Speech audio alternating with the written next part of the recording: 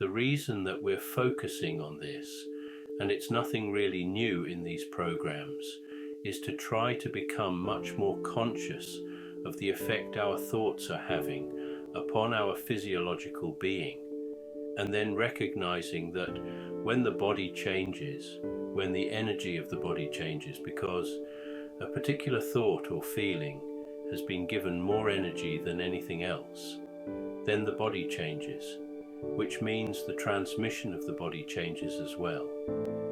I mean, whatever program you happen to be running can lead to conflict with others who are running a different program. We think that our programs that we've been conditioned to believe in are real, that we haven't really seriously questioned our programming, but we assume that it's correct. Fundamentally, when we look at the programming of others, and we've got people from all around the world tonight, and everyone's grown up in a slightly different environment, so they'll have slightly different points of view, because some countries have radically different points of view to yours, and they think they're right, of course. And so when you get two conflicting stories, and then each side thinks that they're right, but then there's really very little room for any negotiation, then chaos is inevitable. That's just one side effect of what your thoughts are creating. So all the time we're attached or addicted to a particular way of thinking, a particular belief pattern based upon early childhood conditioning, genetics, or any charge that the soul might be bringing in to work through. No one's really responsible for these thoughts or feelings. They happen because of the conditions that we were brought into. But we didn't choose that necessarily. And we certainly didn't choose a lot of the aspects of life that we currently inhabit. But we can begin to change that change, the manifesting reality. But in order to do that, we've got to become conscious of what the thoughts are doing now.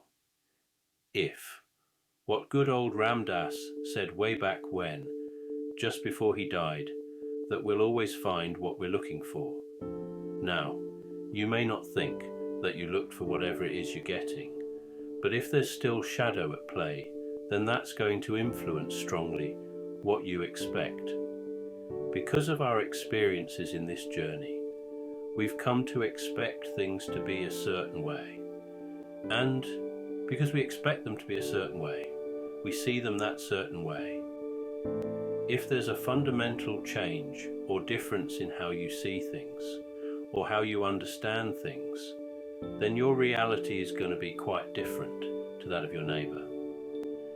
And I just mention here that young man in Melbourne I was working with many years ago, who told me he saw people fighting everywhere he went, in the pub, on the street corner, in the store, everywhere people were fighting. I said that there must be a very interesting reality he lived in, because I didn't see people fighting, and I'm sure most of you don't either, but he did.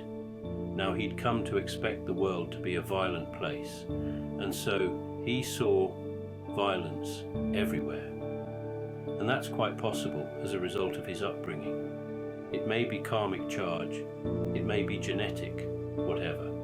I mean, ultimately, I think it's all karmic charge, but he didn't have any control over that. He didn't choose to be violent. He didn't choose to see violence everywhere, but that's where his thoughts were, focused on violence. And so he saw violence. This is not just one example.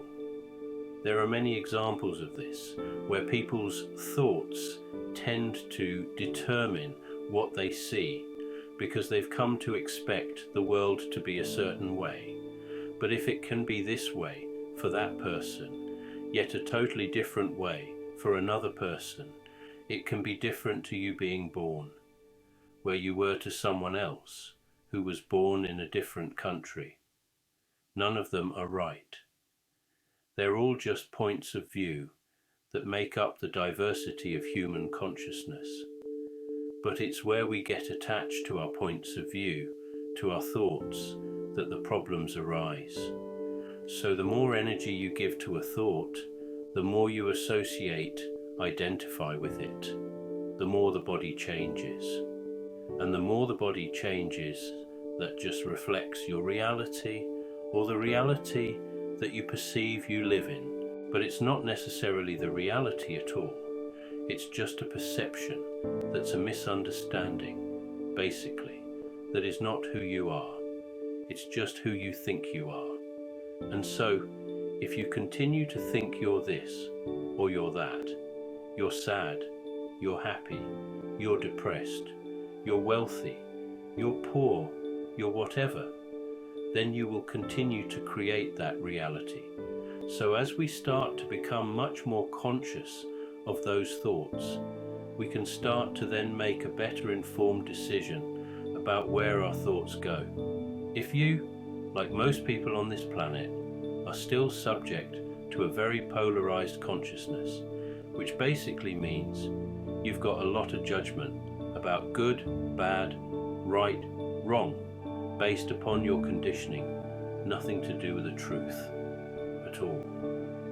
Based upon your conditioning, you hold on to these values, and then you're going to create a very busy mind, because a polarized consciousness is trying to decide to work out what to do, when to do it, how to do it, do this, do that, go here, go there.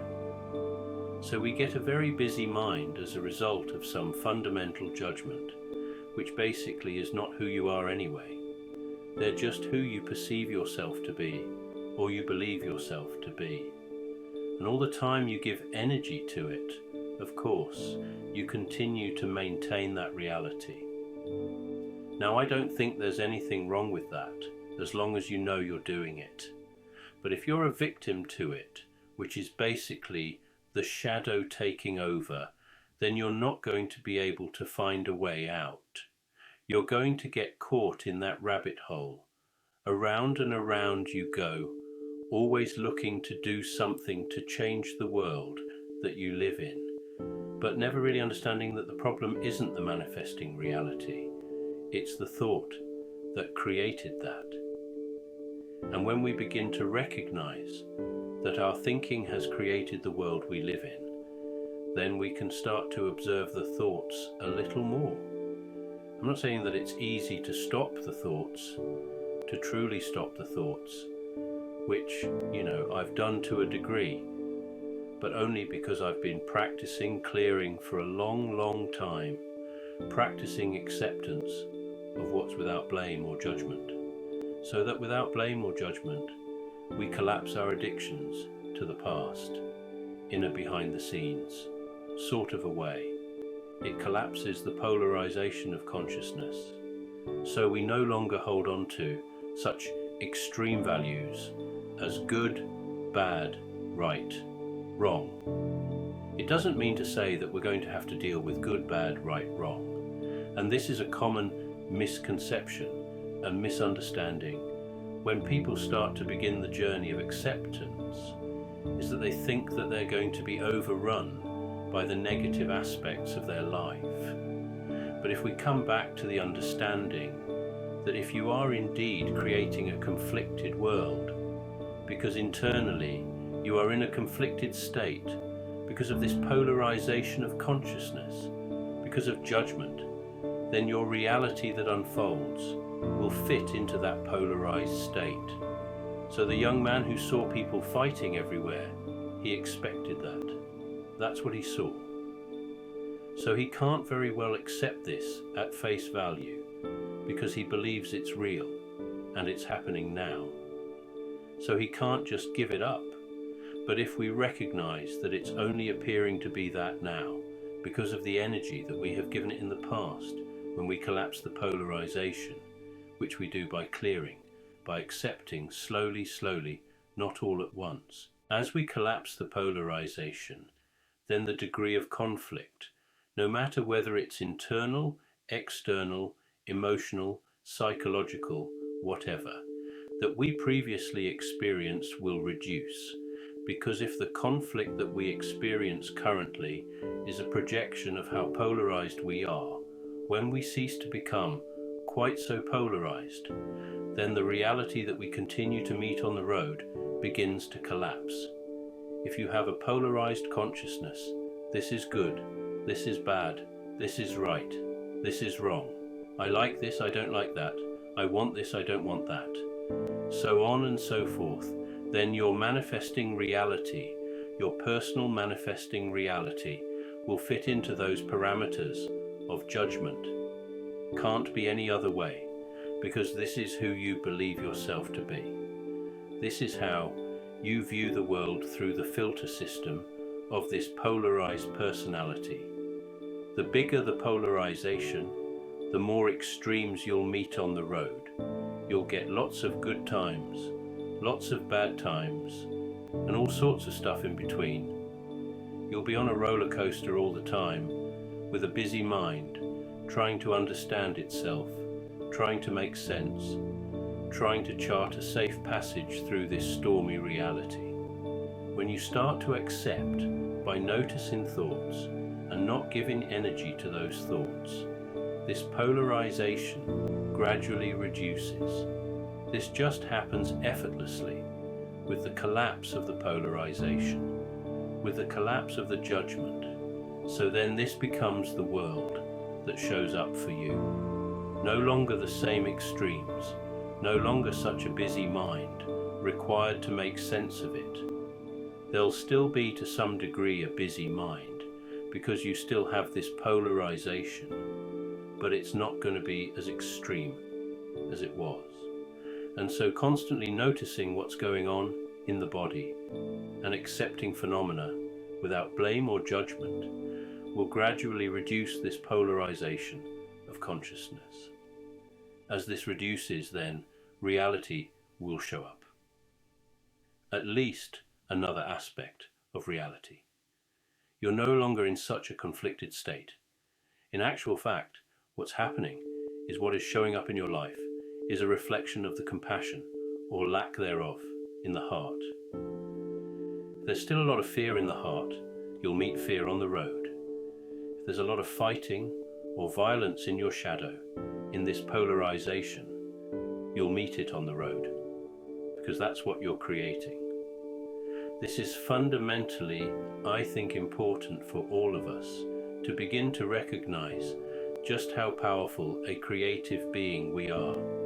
You know, this is just words at the moment, and you think, well, that sounds nice, or whatever you think.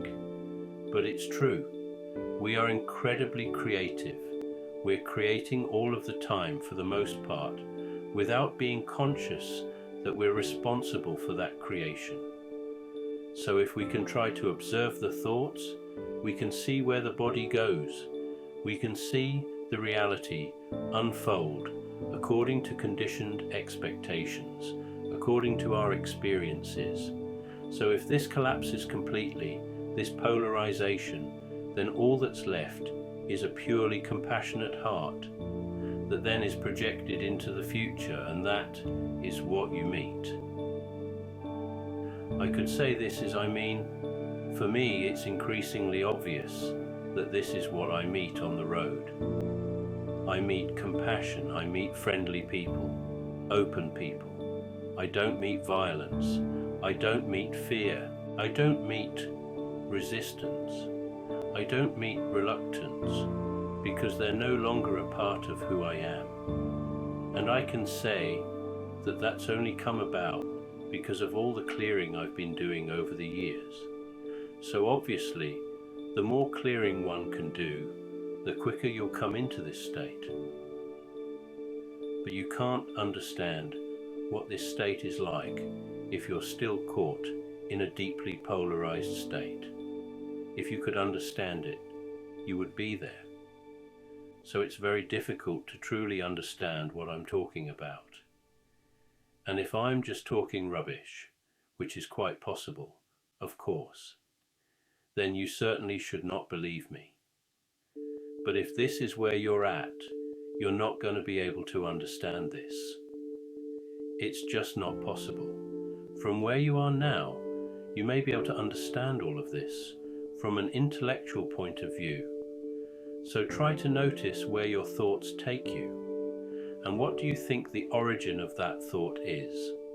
Ultimately, if we practice enough, we'll recognize that the thoughts that we have had nothing to do with us. They're not ours. It's like we've got a little antenna.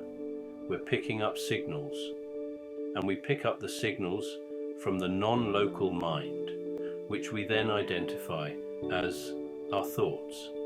And they may well be in keeping with our own history, because the antenna will be tuned to specific frequencies. If they're tuned to violence, you'll pick up violence. If they're tuned to humor, you'll pick up humor. If they're tuned to fear, you'll pick up fear. And then you identify with what you're picking up. And then, of course, you're on a very slippery slope, because if you keep identifying with any of those thoughts, feelings, then that will be a major part of your reality that unfolds for you.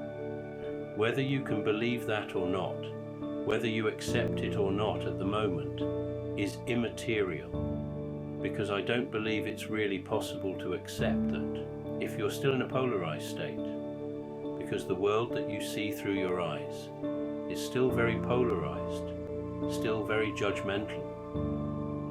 You like, you don't like, you want, you don't want, and so on and so forth. So then to try to understand what it's like without having that driving force, that want, don't want, like, don't like behind you, very difficult, in fact, probably impossible, but a greater understanding will arise if you practice. And I know many people, some of you are here tonight, who've been practicing for a while and have experienced a huge change in your life. What do you think's happening there? How does that happen? How do you come about with this different point of view, with this different understanding? And I think it's because you're learning to not give energy to all sorts of nonsense that shows up. You observe it, you acknowledge the thought, feeling, whatever, but then you don't give it any more energy.